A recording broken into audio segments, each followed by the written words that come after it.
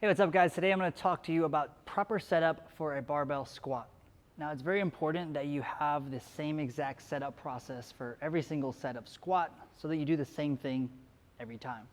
A lot of times though, people will have their stance different, their grips different, their heads look in a different place, so you want to do the same thing every time. So a general rule of thumb is to have your grip as close as flexibility will allow. What I mean by that is, I'll show you one that's too close for me. I can't go under the bar because my hands are too close together, but on the opposite side, if I go way out here, it's super easy for me to go under.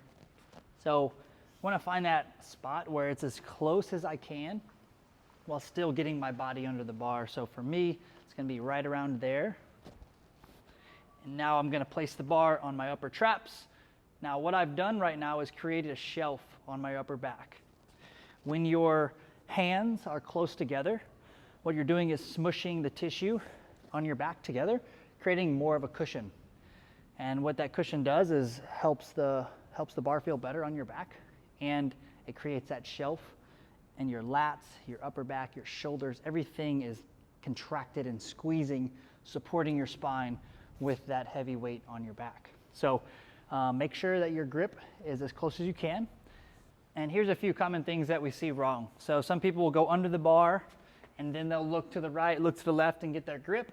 If you do it that way, you're not going to be able to have as close of a grip as flexibility allows. So it's important you grab the bar on this side, make sure it's symmetrical from left to right by looking at the knurling, the texture on the bar. So in a symmetrical grip, then you're going to wedge yourself under. And the other thing is, if you look at my feet, you want your feet to be even.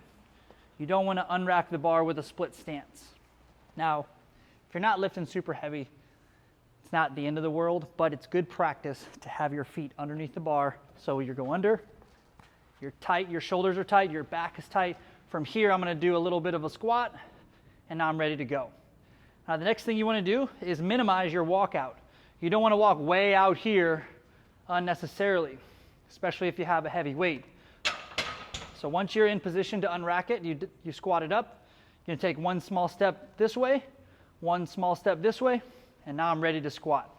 Rather than coming out and then doing 1, 2, 3, 4, 5, 6. You're walking around, you're not being very stable with that. So to wrap up, you want the grip as close as flexibility allows. Once you figure that out, remember where your hands are on the bar. You want to unrack the bar with both feet underneath it in an upright position. And you want to minimize the walkout just a little bit back. All right, so that there is the proper setup for the squat.